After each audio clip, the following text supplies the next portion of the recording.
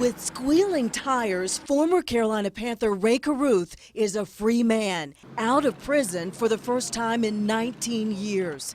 Now at 6, the conditions of his release and the state law that could limit his options if he decides to sell his story.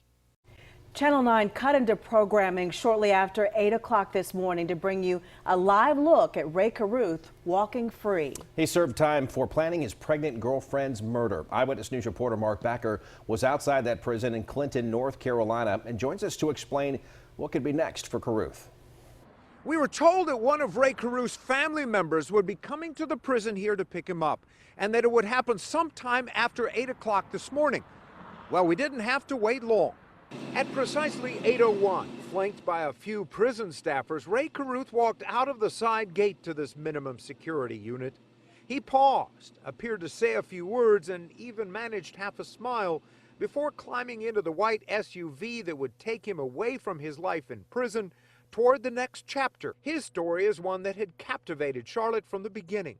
From the night in November of 1999 when 5 gunshots shattered the life of his pregnant girlfriend, Sharika Adams, and shaped the future of their son, Chancellor Lee, who somehow survived. Bam, bam, bam, bam. The haunting testimony of the man who had fired those shots still echoes almost 18 years after Ray Caruth's trial. And so had Caruth's silence. Silence he broke when he spoke with our Erica Bryant days before he was released. I'm excited just by being out of here. Nervous just about how I'll be received by the public. Ray Caruth is now a free man, but this is not the end of his story. He's out of prison, but will be on post-release supervision for 9 months and must check in with officials in his designated state, which could well be his home state of California.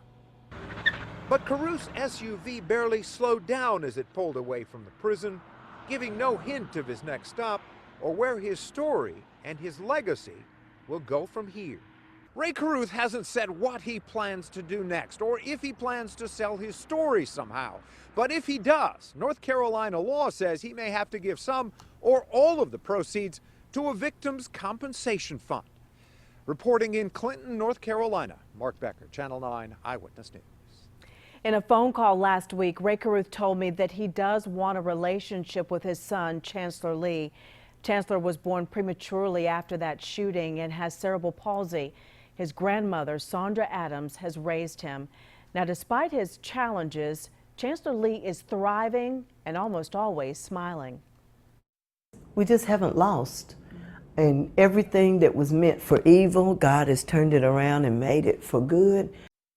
Our Channel 9 team put together an hour-long primetime special on this case. It starts with the crime itself, and it goes all the way up to Caruth's release. You can watch that on our WSOC TV app, on Apple TV, Roku, or Amazon Fire. It is called Life After Death, Ray Caruth and the Son Who Survived. You'll hear much more from Ray Caruth, from Sandra Adams, and all of the other key figures in this case.